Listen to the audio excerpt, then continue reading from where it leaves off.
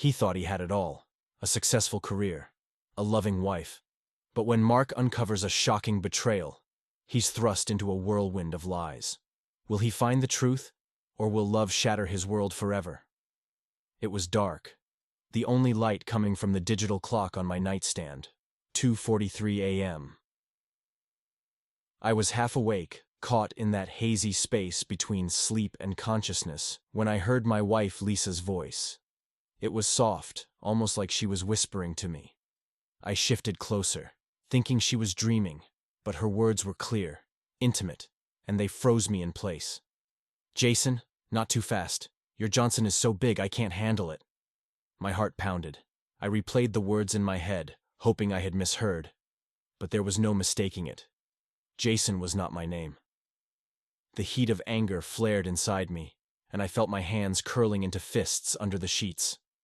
I lay there motionless, listening for more, needing to confirm what I already knew deep down. She murmured again, something I couldn't quite catch. But it was enough. The intimacy in her tone, the way she said his name, it was like a knife twisting in my gut. "I've been married to Lisa for 7 years. I'm an attorney, well established in my career at 44 years old, respected in the community, and we live in a beautiful home in the suburbs of Austin, Texas. On the outside, everything looks perfect. But lately, things have changed between us. We've grown distant, our conversations have become brief and functional, and the passion that once defined our relationship has faded into a mundane routine. I had noticed it, but I never suspected she'd cheat on me. I guess I didn't want to see it. I looked over at her, sleeping soundly, unaware of the storm brewing beside her. Her hair was spread across the pillow, her lips slightly parted. Even now, she looked innocent, almost angelic, and it made me sick. The trust we built, the life we shared. It was all a lie. My mind raced with images of her with this Jason, the man who had taken my place in her thoughts, her dreams, and possibly even in our bed. But then another thought pierced through the anger. Curiosity. Who was he? What did he have that I didn't? I shifted quietly, careful not to wake her, and let myself feel the flood of emotions. Rage, betrayal, pain. But underneath it all was a gnawing need to understand. I needed answers, but more than that, I needed to do something. I couldn't just lie there and pretend everything was fine. Suddenly, I knew what I had to do. I sat up, the sheets rustling, but she didn't stir. I reached over and shook her shoulder gently. "Lisa," I whispered, keeping my voice calm and controlled. She woke slowly, blinking up at me in confusion. "What is it?" she asked, her voice groggy. "Get up," I said, forcing a smile. "I've got a surprise for you. We're going on a little vacation." "A vacation? Now?" She frowned, glancing at the clock. "It's the middle of the night." "I know," I said, my tone light and playful.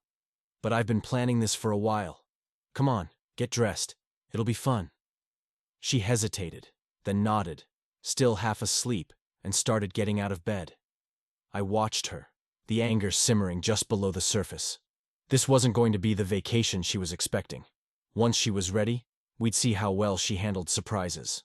The road stretched out before us, dark and empty, swallowed by the night. The only sounds were the hum of the engine and the occasional rustle of Lisa shifting in her seat.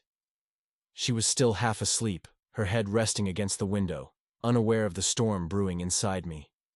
My knuckles were white on the steering wheel, and I could feel my heart pounding in my chest, loud and insistent.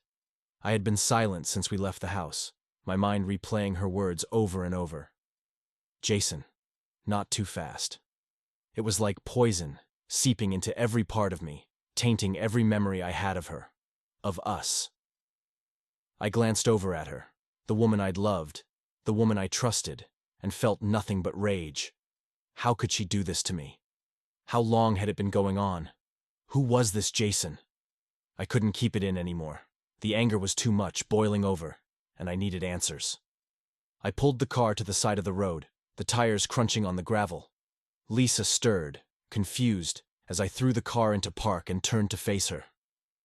"What's going on?" she asked, rubbing her eyes, trying to wake up fully. I know, I said, my voice low and dangerous. I know about Jason. Her eyes snapped open and I saw it, the fear, the guilt. She opened her mouth to speak, but I cut her off. Don't lie to me, Lisa, I said, leaning in closer, my voice trembling with barely contained fury. I heard you in your sleep. You said his name. She stared at me, and for a moment I thought she was going to deny it. But then her face crumpled, and she looked away, ashamed. It was nothing, she whispered, her voice trembling. It didn't mean anything. Nothing? I spat the word out like it was bitter. You were with another man, and you call that nothing. It's not like that, she said, tears starting to form in her eyes. I made a mistake, okay? I'm sorry. Sorry? I was almost laughing now, the absurdity of it all hitting me. You think sorry is going to fix this? You think you can just apologize and everything will go back to normal? She reached for my hand, but I pulled away, the touch of her skin repulsive to me now. Please, she begged. Let's just go home. We can talk about this. Work it out. I love you. Love? I barked out a harsh laugh. You don't know the first thing about love, Lisa. If you did, you wouldn't have been with Jason behind my back. She flinched at the venom in my voice, and for a moment, I felt a twisted sense of satisfaction. She deserved this. She deserved to feel every ounce of the pain she'd caused me. But it wasn't enough. Not nearly enough. Get out, I said suddenly, my voice cold and hard. What? She looked at me like she hadn't heard me right. I said, get out of the car, I repeated, louder this time. She looked around, panic setting in. But we're in the middle of nowhere. You can't just leave me here. Watch me, I said, reaching across her and opening the passenger door. The cold night air rushed in, and she shivered, pulling her coat tighter around her. Please don't do this, she pleaded, tears streaming down her face now. But I didn't care. I was done caring. I grabbed her by the arm and practically shoved her out of the car. She stumbled, catching herself on the side of the door, looking at me with wide, terrified eyes. Good luck finding Jason, I said, slamming the door shut. I threw the car into gear and peeled away, leaving her standing there, alone in the dark. The adrenaline surged through me as I sped down the road, the tires screeching on the asphalt. My hands were shaking, my heart racing. I did it. I finally did something. But as the initial rush faded, something else began to creep in. Guilt. I tried to push it down, telling myself she deserved it, that she brought this on herself. But the thought of her out there alone, vulnerable, wouldn't leave my mind. What if something happened to her? What if she got hurt, or worse? I couldn't let that happen, no matter how much I hated her right now. I made a sharp U-turn, the car skidding on the gravel as I headed back the way I came. I drove faster, the urgency building with every passing second. But when I reached the spot where I had left her, she was gone. The road was empty, and there was no sign of her anywhere. Panic set in, cold and sharp. I got out of the car, calling her name, but there was no response. I searched the area, checking the side of the road, the nearby woods, but it was like she had vanished into thin air. My mind raced with horrible possibilities. Did she get picked up by someone? Did she wander off into the woods? I tried calling her phone, but it went straight to voicemail. The guilt was overwhelming now, crushing me under its weight. I never should have left her here. I never should have let my anger get the better of me. I should have... What? Forgiven her? Pretended everything was okay? I didn't know anymore. All I knew was that I needed to find her. And I needed to find her fast. I got back in the car, driving up and down the road, my eyes scanning the darkness for any sign of her. But there was nothing. It was like she had just disappeared. I felt sick to my stomach, the fear gnawing at me. What had I done? As I was driving, my phone buzzed. I snatched it up, hoping it was Lisa, but it was an unknown number. I answered it, my heart in my throat. Hello? There was a pause, and then a voice I didn't recognize. "You're looking for Lisa, aren't you?" My blood turned to ice. "Who is this? Where is she?" "That's not important," the voice said, calm, almost bored. "What's important is that you listen very carefully." I gripped the phone tighter, my knuckles white. "What do you want?" "What I want," the voice said, "is for you to understand that you're in way over your head. Lisa is fine for now, but if you want to keep it that way, you're going to do exactly as I say." "What are you talking about?" I asked, trying to keep the panic out of my voice. "Jason," the voice said, and my heart skipped a beat. "You need to understand that this isn't just about your wife's little affair. Jason isn't someone you want to mess with. And now, thanks to Lisa, you've become a problem." "What does that mean?" I demanded, but the line went dead before I could get an answer. I stared at the phone, a cold sweat breaking out across my skin. This wasn't just about infidelity anymore.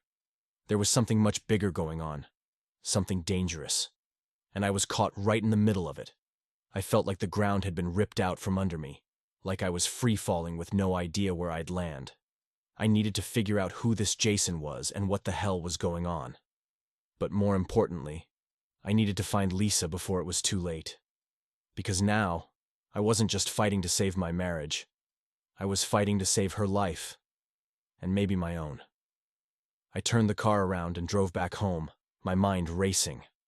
I started going through everything I knew about Lisa, about our life together, searching for any clues, anything that might help me make sense of this nightmare. But the more I thought about it, the less I understood. How could this have happened? How could I have been so blind? When I finally pulled into the driveway, I felt more lost than ever. The house was dark, empty, like a tomb. I walked inside, the silence pressing in on me, suffocating. I headed to the bedroom, hoping against hope that Lisa might somehow be there. But of course, she wasn't. The bed was exactly how we had left it, the sheets rumpled, her scent still lingering in the air. I sat on the edge of the bed, my head in my hands. What was I supposed to do now? Call the police?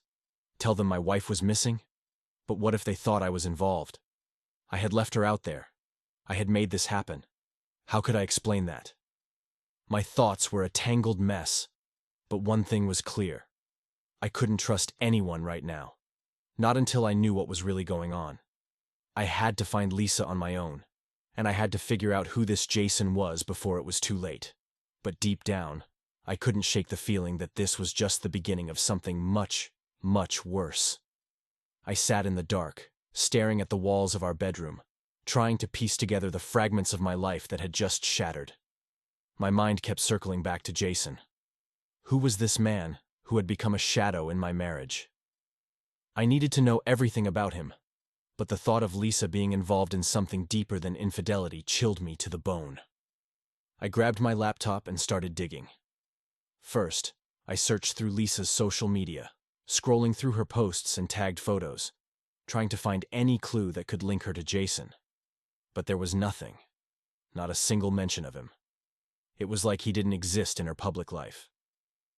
But I knew better. He was there, lurking somewhere in the background.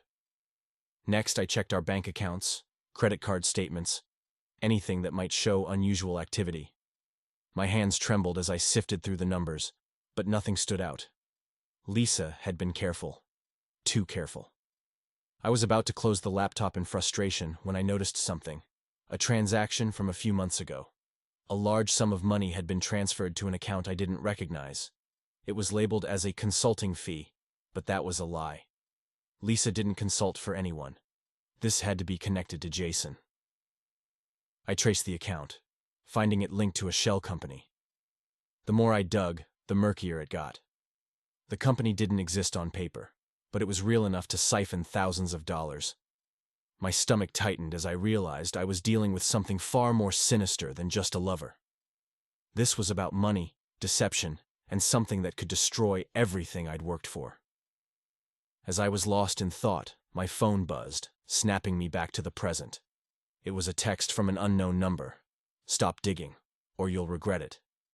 My blood ran cold. They knew. Whoever this was, they knew I was onto them. But I couldn't stop now. If I did, Lisa's life and mine could be at stake. The police arrived the next morning, knocking on my door with grim expressions. "We'd like to ask you a few questions about your wife's disappearance," one of the detectives said, his tone flat. I nodded, trying to appear calm, but inside, I was a wreck. I invited them in, knowing I needed to play this carefully. They asked about Lisa's last known whereabouts, her recent behavior, and if there were any signs of trouble in our marriage. I stuck to the truth as much as I could. Yes, there were problems. Yes, she seemed distant. But no, I had no idea she was having an affair. I told them about our drive, how we argued, but I left out the part where I had kicked her out of the car. That would only make me look guilty. The questions started getting more pointed. "Did you ever feel threatened by her relationship with this man, Jason?" The detective's eyes bore into mine, and I had to fight the urge to flinch. "Threatened? No," I lied, my voice steady. I was angry, sure, but I didn't even know about Jason until last night. I was blindsided.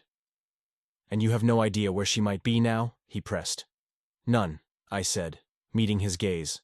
"I've been looking for her all night. I'm just as worried as you are." They didn't seem convinced, but they didn't have anything to hold me on. Yet, they warned me not to leave town and handed me a card. "Call us if you think of anything else." The moment they were gone, I collapsed onto the couch, the reality of the situation hitting me like a ton of bricks. The police thought I was involved in Lisa's disappearance. If they dug too deep, they'd find out I left her on that road. And then what? I couldn't let it come to that. I needed to find her before they did, and I needed to figure out what the hell was going on with this Jason.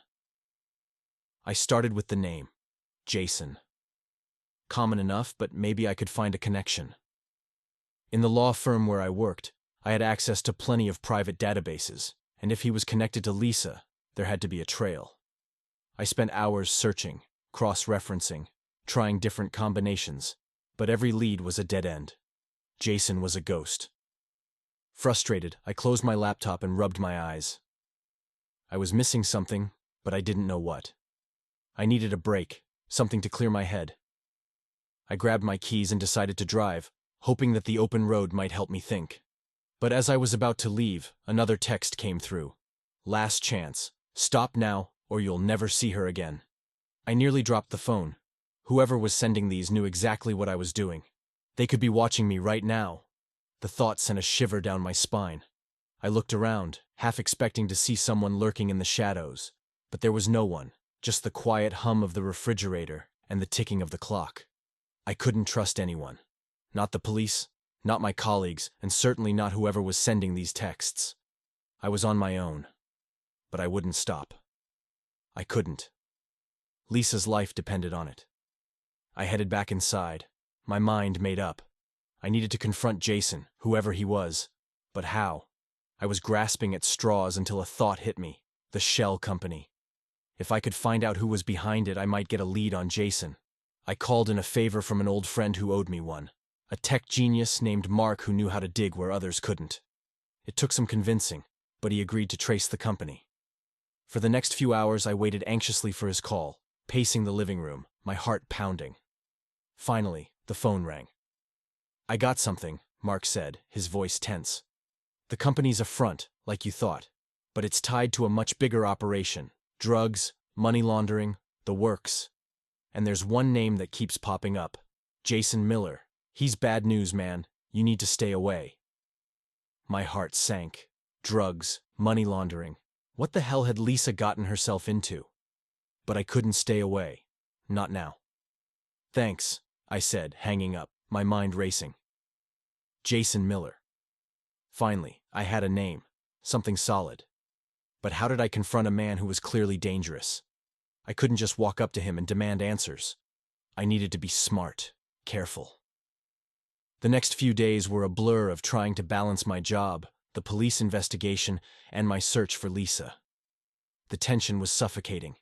Every knock on the door made me jump, and every ring of the phone sent my heart into my throat.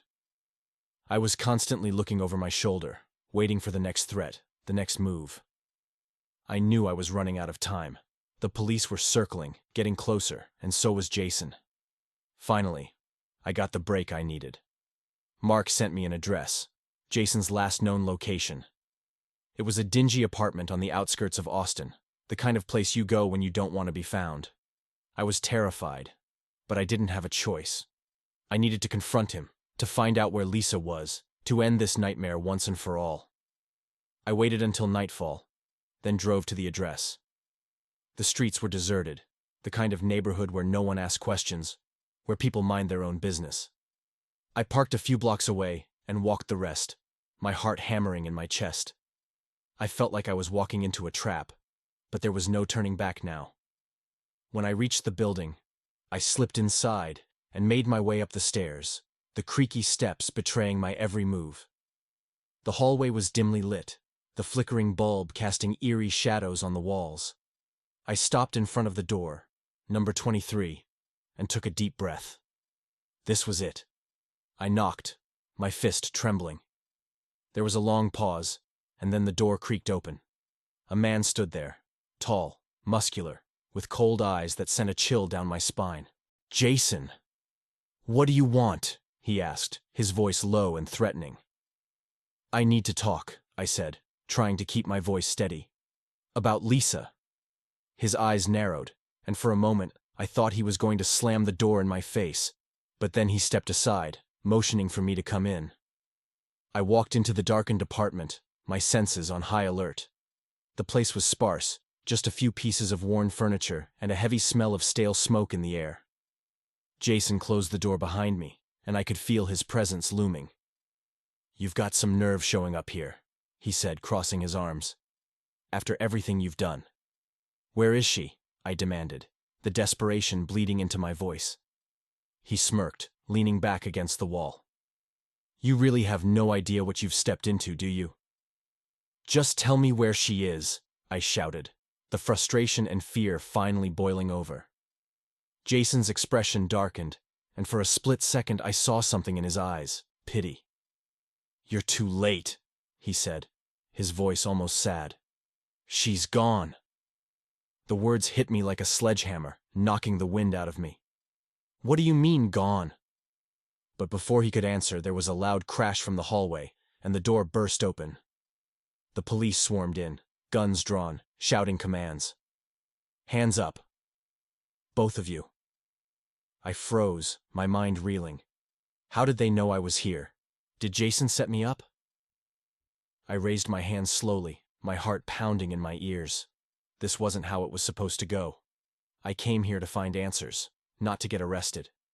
But as they cuffed me and dragged me out of the apartment, I realized I'd been a pawn in a much larger game, and now I was caught right in the middle of it with no way out. My hands shook as I sorted through the drawers in our bedroom. The sun filtered weakly through the blinds, casting a dull light on the mess I'd made. Clothes, papers, and random items were scattered across the floor. I was searching for something, anything, that would help me find the documents Jason was so desperate to get his hands on. I knew they were here. They had to be. But where? My mind was racing, jumping from thought to thought, replaying every conversation I'd had with Lisa over the past few months. Had she ever mentioned anything that could be a clue? Something that seemed insignificant at the time but now might be the key to unlocking this nightmare? I dug deeper, throwing more stuff onto the floor, not caring about the mess. All that mattered was finding those documents. I pulled open another drawer and stopped. There, at the bottom, buried under a stack of old notebooks, was a small black key. My heart skipped a beat. This had to be it. The key to whatever Lisa was hiding. But where did it go? I stared at it, trying to remember if I'd ever seen a lock that would fit. Nothing came to mind. I was about to toss it aside in frustration when something clicked. The basement. There was an old safe down there, one I'd forgotten about. It was there when we bought the house, and we never bothered to use it. Could that be it? I didn't waste any time. I grabbed the key and rushed downstairs, my heart pounding in my chest. The basement was dark and cold, the kind of place you avoid unless you have to go down there. I fumbled for the light switch, and the single bulb flickered to life, casting long shadows on the concrete walls. I spotted the safe in the corner, covered in dust. It was an old, heavy thing, the kind that would take a lot of effort to move. My hands were trembling as I knelt in front of it, fitting the key into the lock. It turned with a heavy clunk, and the door creaked open. My breath caught in my throat as I saw what was inside. Stacks of papers, neatly organized, and a small black USB drive. I grabbed everything, my mind racing. This was it. These documents must be what Jason was after. But why? What could possibly be in here that was worth all this? I started flipping through the papers, my eyes scanning the contents. Names, dates, transactions. Everything pointed to a massive conspiracy. High-profile clients, dirty money, corruption on a scale I never imagined. And right in the middle of it all was Jason, pulling the strings. But what shocked me the most was seeing Lisa's name on some of these documents. She wasn't just involved, she was deep in it, making deals, covering tracks. My stomach churned with a sickening realization. I never really knew her. Before I could process anymore, I heard a noise from upstairs. Footsteps, heavy and deliberate. My blood turned to ice. Jason. He had found me. He must have followed me or had someone watching. Panic surged through me as I stuffed the papers and USB back into the safe, slamming it shut. I scrambled to my feet, looking around for something, anything I could use as a weapon. The footsteps grew louder, closer. I grabbed a rusty old wrench from a shelf, my hands slick with sweat, my heart pounding in my ears as I backed into the shadows, holding my breath. The door to the basement creaked open, and a figure stepped inside. Tall, muscular, with cold eyes that cut through the darkness. It was Jason. He spotted me almost immediately, and a cruel smile spread across his face. "You've been busy," he said, his voice calm, almost amused. "Find anything interesting?" I tightened my grip on the wrench, my mind racing. I couldn't let him get those documents. If he did, everything would be over. Lisa, the truth, everything. But I was outmatched, and I knew it. Jason took a step forward, and I could feel the walls closing in on me. "Stay back," I warned, my voice shaking. Jason just laughed, a low, menacing sound that sent chills down my spine. "You really think you can stop me? You're in way over your head." He lunged at me, and I swung the wrench with all my strength. It connected with his arm, and he grunted in pain, but it wasn't enough. He grabbed my wrist, twisting it until I dropped the wrench with a cry of pain. I tried to pull away, but he was too strong. He slammed me against the wall, his hand around my throat, cutting off my air. "You should have stayed out of this," he growled, his face inches from mine. "Now you're going to wish you'd never gotten involved." I struggled against him, gasping for breath, my vision starting to blur. But then I remembered the safe, the documents inside. I couldn't let him have them. Summoning every ounce of strength, I brought my knee up, catching him in the groin. He cursed and loosened his grip just enough for me to break free. I stumbled back, gasping for air, and then I saw it. The USB drive lying on the floor, where it must have fallen when I was trying to hide everything. Jason saw it too, and for a split second, we both lunged for it. I was faster, grabbing it and shoving it into my pocket, but Jason was on me in an instant, tackling me to the ground. We grappled, rolling across the cold, hard floor. He was stronger, more experienced, but I was fueled by desperation. I managed to land a few blows, but it wasn't enough. Jason got the upper hand, pinning me down, his fist connecting with my jaw in a brutal punch that made my head spin. I was dazed, barely able to think, but I couldn't let go. I couldn't let him win. I reached into my pocket, my fingers closing around the USB drive. Jason saw what I was doing and grabbed my wrist, twisting it painfully. I screamed in agony, but I didn't let go. If he got this, everything was over. But then, out of nowhere, I heard a voice. "Freeze! Don't move!" It was the police. The basement was suddenly flooded with light as officers rushed in, guns drawn. Jason hesitated for just a second, but it was enough. I used the moment to shove him off me, scrambling away as the police took control. Jason was on the ground, surrounded by cops, his hands behind his head. I slumped against the wall, panting, blood trickling from my mouth. One of the officers came over to me, helping me to my feet. "Are you okay?" he asked, his voice concerned. I nodded, barely able to stand. I'm fine, I managed to say, but the truth was, I was anything but fine. My body was battered, my mind was a wreck, and my life was in shambles. But I was still alive, and I still had the USB drive. The officers took Jason away, and I was left standing in the wreckage of my life. Everything was a blur as I was taken to the station, questioned, and eventually released. I gave them the USB drive, knowing it was the only thing that could save me now. The documents, the evidence, they were all there. They'd expose the conspiracy, bring down Jason and everyone involved. But at what cost? By the time I got home, the adrenaline had worn off, leaving me numb and exhausted. My jaw throbbed, and every muscle in my body screamed in pain. But it was nothing compared to the agony in my chest. Lisa. She was part of this, deep in it. And now, because of her, my life was in ruins. I sat on the edge of the bed, staring at the floor, trying to make sense of it all. How did it come to this? How did I go from a successful attorney with a perfect life to a broken man caught in a web of lies and betrayal? I felt a tear slip down my cheek, and I didn't bother to wipe it away. There was no point.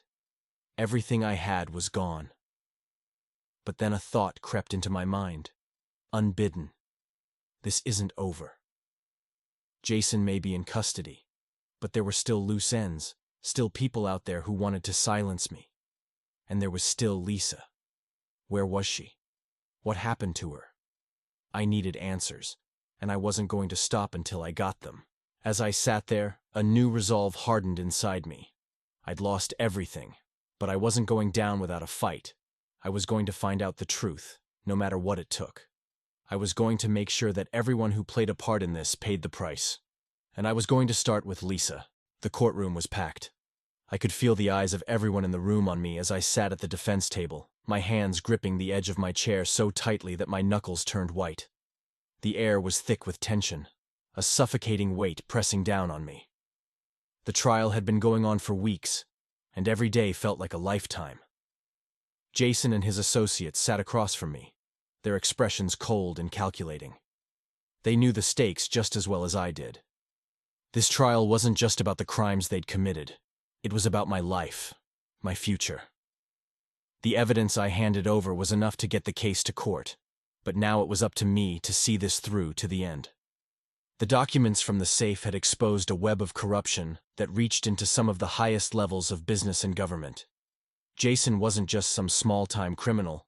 He was the puppet master, pulling the strings of a network that had its fingers in everything from drug trafficking to political bribery. And Lisa. She was right there with him, helping to orchestrate it all. I couldn't get the image of her signature on those papers out of my mind. It haunted me, a constant reminder of how deeply she was involved. But I had to push it aside, to focus on the task at hand. This trial was my only chance to bring them down, to make sure they paid for what they'd done. If I failed, everything I'd gone through would be for nothing. The prosecutor stood up, calling the next witness to the stand. My heart skipped a beat when I realized who it was. One of Jason's lieutenants, a man named Stevens. He had already made a deal with the prosecution, agreeing to testify in exchange for a reduced sentence. I watched him as he took the oath, his eyes flickering nervously around the room before settling on Jason. There was fear there, but also a glimmer of defiance. This was it. The moment that could make or break the case. Stevens began to testify, recounting the details of the operation, how Jason ran everything with an iron fist, how Lisa played a crucial role in laundering the money through various shell companies. My stomach churned as he spoke, the words slicing through me like a knife, but I couldn't let it show. I needed to stay composed, focused. I listened to every word, trying to find any inconsistencies, anything that could be used to strengthen our case. As Stevens continued, I glanced over at Jason. His face was a mask of indifference, but I could see the tension in his jaw, the way his fingers tapped rhythmically on the table. He knew what was at stake, too. If Stevens's testimony held up, it could be the final nail in his coffin.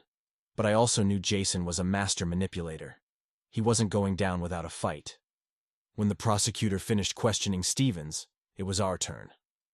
My attorney Davis stood up, straightening his tie before approaching the witness stand. Davis was good, one of the best, and I had put all my trust in him. But even he knew this case was hanging by a thread. "Mr. Stevens," Davis began, his voice calm, measured. "You've testified that my client's wife, Lisa, was heavily involved in the criminal activities of Mr. Jason Miller. Can you elaborate on her specific role?" Stevens shifted uncomfortably in his seat, glancing at Jason before answering. She handled the money, made sure it was clean before it went back into circulation. She was good at it too, knew how to cover the tracks, make it look legit. "And how did she get involved in this operation?" Davis pressed. There was a long pause, and I could see the wheels turning in Stevens's mind. He was trying to figure out how much to say, how much to reveal without implicating himself further. Finally, he sighed. "Jason brought her in. Said she was smart, had connections. She was eager to prove herself, I guess." "Prove herself?" Davis raised an eyebrow. "To whom?" Stevens hesitated, and in that moment, I knew we'd struck a nerve. "To Jason," he admitted reluctantly. "She wanted his approval, his affection." The words hit me like a sledgehammer. Affection. Was that what this was all about? Was Lisa trying to win Jason's love, his admiration, by diving deeper into this criminal underworld? The thought made me sick, but it also fueled the fire inside me. This was the leverage we needed to break her hold over Jason, to expose the cracks in their partnership. Davis continued to question Stevens, carefully drawing out more details about Lisa's involvement, painting a picture of a woman who was not just a pawn, but an active participant, driven by her desire for power and control. It was painful to listen to, but it was necessary. Every word brought us closer to the truth, to justice. Finally, after what felt like hours, the cross-examination was over. Stevens was dismissed, and Davis returned to his seat, giving me a brief nod of reassurance. I took a deep breath, trying to steady my nerves. We were getting closer, but there was still a long way to go. The rest of the day was a blur of testimonies, evidence being presented, and arguments from both sides. The tension in the room was palpable, every word weighed carefully, every glance loaded with meaning. I felt like I was walking a tightrope, one misstep away from plummeting into the abyss. By the time the day was over, I was exhausted, both physically and mentally, but there was no time to rest. We had to be ready for tomorrow, for the final push. As I left the courthouse, I could feel the weight of everything bearing down on me. But I pushed it aside. I couldn't afford to let it get to me. Not now. Back at my hotel room, I sat down at the small desk, spreading out the documents we'd be using in court tomorrow. I went over them again and again, memorizing every detail, every point we needed to hit. But no matter how hard I tried, I couldn't stop my mind from wandering back to Lisa. Where was she now? Was she watching this unfold, or was she still in hiding, waiting for the dust to settle? I thought about our life together, the good times before everything went to hell. How did we end up here? How did she go from being the woman I loved to someone I barely recognized? The betrayal cut deep, but what hurt even more was the realization that I never really knew her. Not truly. And now, it was too late to change that. As I sat there, lost in thought, my phone buzzed. It was a text from Davis. "Good job today. We're close. Be ready for anything tomorrow." I replied with a simple, "Thanks," but my mind was already racing. Tomorrow could be the end of this nightmare, or it could be the beginning of something much worse. I had to be prepared for whatever came next. I lay down on the bed, staring up at the ceiling, my mind refusing to shut off. Images of the trial, of Lisa, of everything that had happened over the past few weeks played on a loop in my head. Sleep eluded me, but I knew I needed to rest. Tomorrow was going to be the most important day of my life. When the morning came, I was already awake, my mind sharp, focused. I dressed quickly, going over the plan in my head as I made my way to the courthouse. The sun was just beginning to rise, casting a golden glow over the city of Austin, but I barely noticed. All I could think about was what awaited me inside that courtroom. As I walked through the doors, I saw Davis waiting for me. He gave me a quick nod, and we headed inside together, ready to face whatever came next. The room was already filling up, the air thick with anticipation. Everyone knew this was it, the moment of truth. The trial resumed, and the prosecution began its closing arguments, laying out the case in meticulous detail. I listened intently, taking in every word, but my mind was elsewhere, focused on what we needed to do next. When it was our turn, Davis stood up, his voice strong and confident. He delivered a powerful closing argument, dismantling the prosecution's case piece by piece, highlighting the inconsistencies, the gaps in their story. He talked about Lisa, about her role in the conspiracy, but he also painted her as a victim, someone who was manipulated by Jason, drawn into his world of crime by her need for validation, for love. It was a delicate balance, one that could make or break our case. As Davis spoke, I watched the jury, trying to gauge their reactions. Some of them seemed sympathetic, others skeptical, but I couldn't tell what they were really thinking. All I could do was hope that we had done enough, that the truth would prevail. Finally, after what felt like an eternity, the trial was over. The jury was sent to deliberate, and we were left to wait. The minutes stretched into hours, the tension unbearable. I could barely sit still, my mind racing with what-ifs, with worst-case scenarios. What if they didn't believe us? What if Jason walked free and I was left to pick up the pieces of my shattered life alone? But then, the door opened, and the jury filed back in. My heart was in my throat as I stood, waiting for the verdict. The foreman stood up, his expression unreadable. He cleared his throat, and the room fell silent. We, the jury, find the defendant. The words hung in the air, and for a moment, everything seemed to stop. This was it, the moment that would decide everything. I held my breath, my entire body tense, waiting for the words that would determine my fate. The verdict echoed in my mind, a final judgment that left me feeling hollow. Guilty.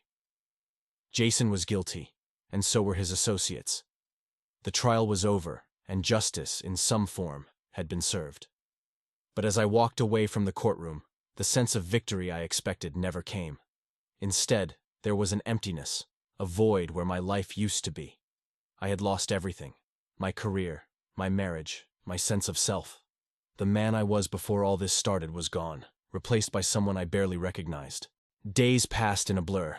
I tried to move on, to rebuild, but every attempt felt meaningless. I was haunted by the memories, by the betrayal. Lisa's face, her voice, her lies, all of it lingered like a ghost I couldn't shake. I wanted to hate her, to erase her from my mind, but I couldn't. She was a part of me, of my past, and no matter how much I wanted to, I couldn't just let her go. One night, after too many drinks, I found myself staring at my reflection in the bathroom mirror. I looked older, worn out, the dark circles under my eyes, the stubble on my chin, the lines etched into my forehead. They all told the story of a man who had been through hell. And yet, there was something else in my eyes, something I hadn't seen before. Clarity. I couldn't keep living like this, trapped in the past, consumed by what had been lost. I needed to confront Lisa, to find out why she did what she did, and to finally put this all to rest. I needed closure, one way or another. The next morning, I made some calls, using what few connections I had left to track her down. It didn't take long. Lisa had been lying low, hiding in a small town a few hours away. When I heard where she was, something shifted inside me, a sense of purpose, of determination. This was it, the final confrontation. The drive was long, and the weight of what I was about to do hung over me like a dark cloud. My mind raced with questions, with scenarios of how this could play out. Would she admit everything? Would she show remorse? Or would she double down on her lies? And what would I do when I saw her? Would I be able to walk away, or would the anger, the hurt, overwhelm me? When I finally reached the town, I parked outside the small motel where she was staying. The sign read, Silver Sands Inn, the kind of place that people chose when they wanted to disappear. I sat in the car for a moment, gathering my thoughts, my courage. This was it. No turning back now. I stepped out of the car and walked up to her door, my heart pounding in my chest. The sound of my knuckles rapping against the wood seemed to echo in the quiet of the morning. There was a long pause, and for a moment, I wondered if she would even answer. But then, the door creaked open, and there she was. Lisa. She looked different, thinner, more fragile, like the weight of everything had finally caught up with her. Her eyes widened in shock when she saw me, and for a moment, we just stood there, staring at each other. Neither of us spoke, the silence thick with everything that had gone unsaid. Finally, she stepped aside, motioning for me to come in. I did, the door closing behind me with a heavy thud. The room was small, cramped, with just a bed, a chair, and a dresser. It was clear she hadn't been living here long, just passing through. "Why are you here?" she asked, her voice barely above a whisper. I took a deep breath, trying to keep my emotions in check. "I needed to see you. I needed to know why." She looked away, her gaze drifting to the floor. "Why? What?" "Why you betrayed me. Why you chose him, chose this life over us." She flinched at the word, betrayed. And for a moment, I saw a flicker of something in her eyes. Guilt, maybe, or regret.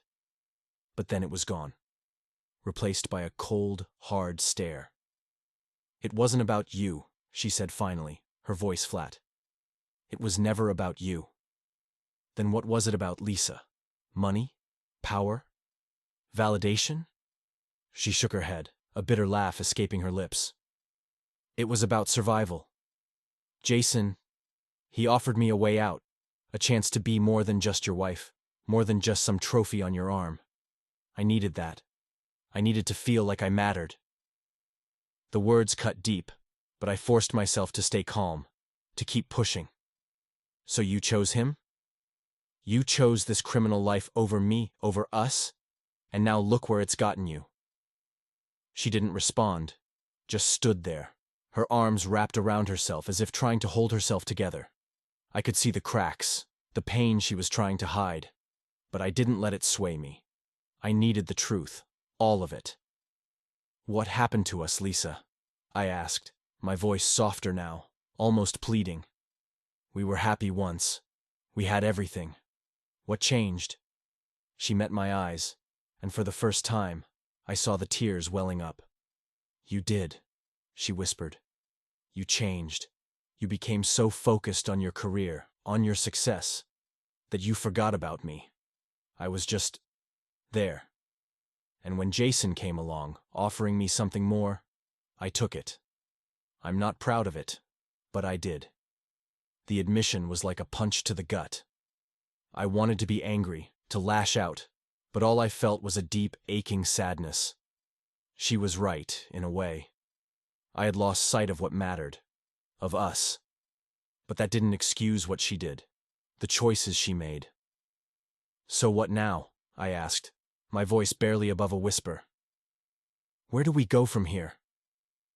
She looked down, her shoulders slumping in defeat. "I don't know.